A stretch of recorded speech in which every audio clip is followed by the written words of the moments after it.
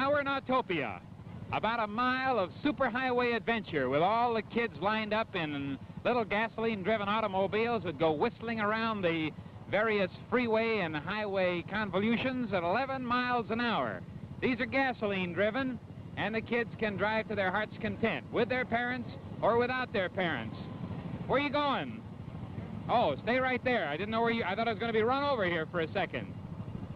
Now, the entire Autopia goes by a lake and by canals.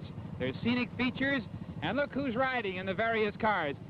Coming down the road here is my old friend Don DeFore, Ozzie and Harriet's next-door neighbor. Come on right by. Hello, Don. Good to see you. Keep on going. Here's Jeannie Crane. Hello, Jean. Frank Sinatra. Hello, Franco. Who's driving? Frankie Jr.? My son, yeah. Don't hit this man. Oh. Look who hit who. Sammy Davis, Jr. Hello, Sammy. And where's Gail? Gail Storm should be coming by here in just a second with her kiddies. She's here with Peter and Paul, and they're all skimming around up there on the freeway. There's Mrs. DeFore. Now, these all have aluminum bumpers completely around them, as you might see over here, so they can't hurt anybody. And they have governors on them. They only run 11 miles an hour. And, of course, the women drivers are given a little special space, just as they are on the highways. Well, we got a lot more celebrities coming up. Come up here, Gail. I want you to see one of the prettiest gals in the world, Miss Gail Storm, and her little boy.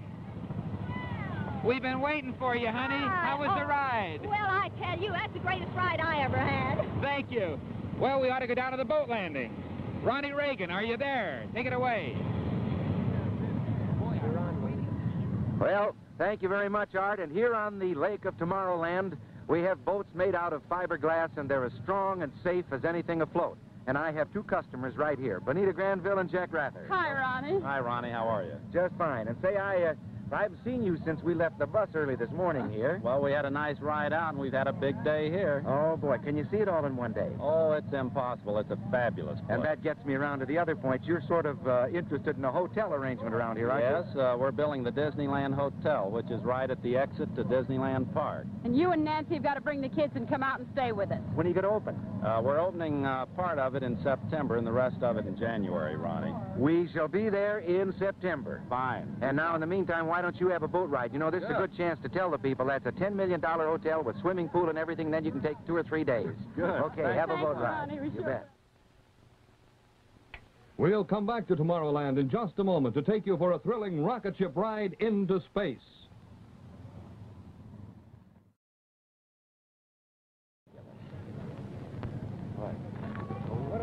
Conquest of space, exploring the future and the unknown up in the universe, is probably the last big challenging problem left to man, Danny. It just about is. As a matter of fact, I'm absolutely flabbergasted at this fantastic place of amusement that Walt Disney and Company are putting. And I would say that this is one of the most exciting. Captain Barton, come over here. This is Danny Thomas. Captain Barton. He's in charge of our 2 rocket ships. What are their names? Diana and Luna. Oh, after the moon. Right, yeah. Now, are you blasting off very shortly? Just a few seconds, I'd say. Danny doesn't want to go. He's a little skeptical. You mean that thing really goes up? You don't want to leave the Earth, Danny? No, I certainly do not. I think you've been out of this world for years, kid. Captain, you go over and get aboard the ship, and we'll contact you in a minute. All right, fine. All right? Does it really go up? Yeah, you see, there are 2 ships. They each accommodate about 103 people. Oh. And as a matter of fact, you over there, Captain Barton? Yeah. Ready to blast off? All right. Well, take it away, and let's take a little look at what it looks like. Oh, yeah. I'd like to give you some idea about the rocket ship itself and explain some of the more interesting highlights of our operation here. Now, this will give you a pretty good idea of the rocket ship in which you will soon be traveling to the moon. Now, here's the captain's cockpit, and here are the crew's quarters. And this is the passenger section. In this section are 2 television screens, one above and another one below. So when the flight gets underway, you'll be able to see, by watching the upper screen, what's ahead of you, and by watching the lower screen, you can see what you've left behind. Now, this chart shows the flight path of the rocket ship Star of Polaris. which will be taking off shortly for the moon. Now, this is a typical flight path and approximates the one of your own trip. Clear field preparatory to takeoff. Clear field preparatory to takeoff. Attention blast-off crew. Attention blast-off crew. Report to Space Dock 3. Attention fire control crew. Attention fire control crew. Report to Space Dock 1. All field personnel take blast-off stations. All field personnel take blast-off stations. Field control to tower. Field has been cleared for takeoff. Check. Tower to Captain, rocket ship TWA, Star of Polaris.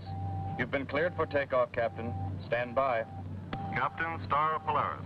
All ready. Starting countdown. 15 seconds. X14, X13, X12, X11, X10, X9, X8, X7, X6, X5, X4, X3, X2, X1. Fire!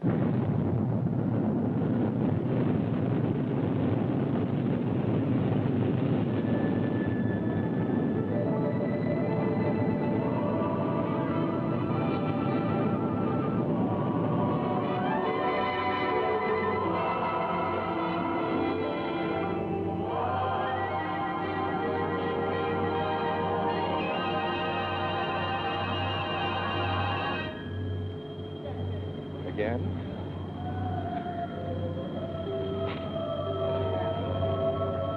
This is Captain Barton again from Disneyland Operations. Switching you back to the Rocket Polaris for more highlights of this space trip. Per second.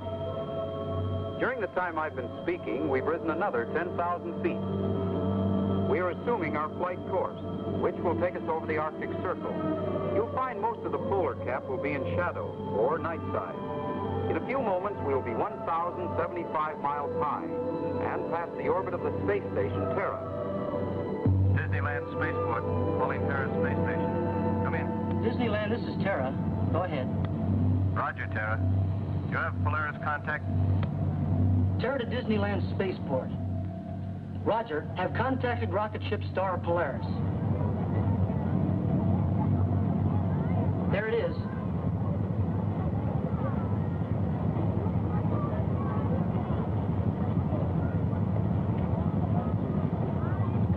Because of our diversion plan,